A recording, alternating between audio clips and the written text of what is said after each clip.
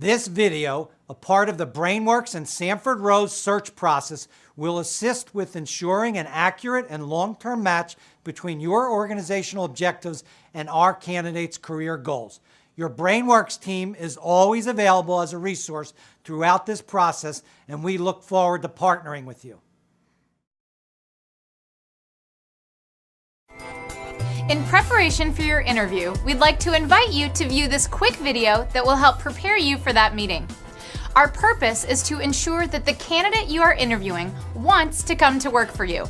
If, during the interview or at any point throughout the process, a light bulb switches on and you have the revelation that yes, this is the exact person you need to hire, our purpose is to give you interviewing tips and information that have that candidate wanting to come to work with your team. First step, take a moment and look at your physical office space through a new lens. What does someone entering your space see and experience?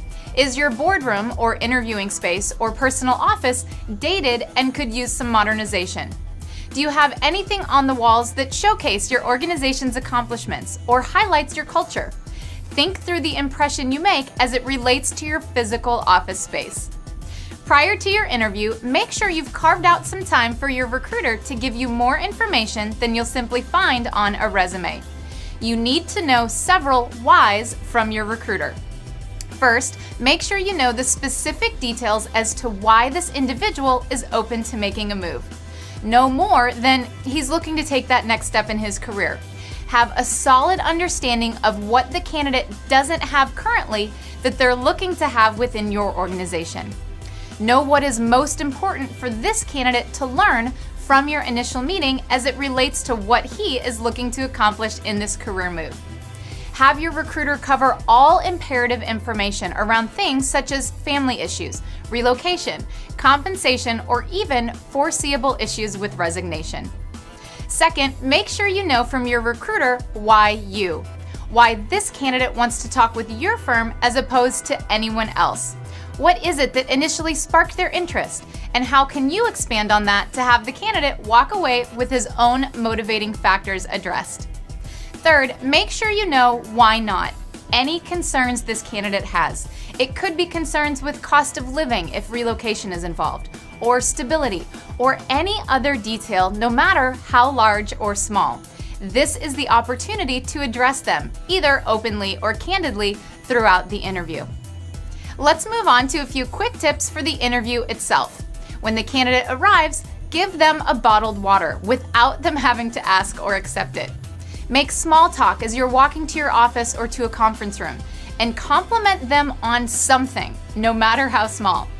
Sit in a private conference room if possible. If not, make it a habit to turn off your computer monitor, silence your cell phone, and decline all incoming calls. Have a copy of their resume already printed and on your desk, and give them some printed materials to review in return if appropriate. Take notes, it shows that you're listening. Don't take too many notes, it makes the candidate feel like they're in a therapy session. Practice the 50-50 balance, talking versus listening. Whoever talks the most feels the conversation has gone the best. Make sure it's the candidate. Resist the 3-minute rule. It's human nature to base your opinion about a candidate on your gut feeling you develop during the first few minutes of the interview.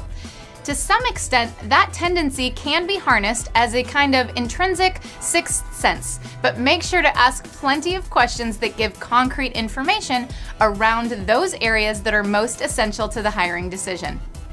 Have a strategy. Know what questions you're going to ask, and make sure the interview is purposeful and gives you a complete understanding of what a candidate has done in the past, so you understand what they will do for you in the future. If you feel the need to discuss money in this meeting, we would encourage you to only verify that what you have is correct for his current compensation. If you try to negotiate further, it's been our experience that negotiations this early on are not accurate negotiations because the candidate still doesn't know yet if he wants to come on board. If you must cover, simply ask what the candidate is expecting in terms of compensation and try not to close further. The purpose of this meeting is to get him excited, which will allow us to keep the candidate realistic if and when it comes down to offer stage. Clearly articulate next steps of what the candidate should expect from you following the interview, either directly or through your recruiter. And communicate the forthcoming process and the timelines for an ultimate decision. These are just a few suggestions for a successful first interview, all designed to keep the decision resting with you for next steps.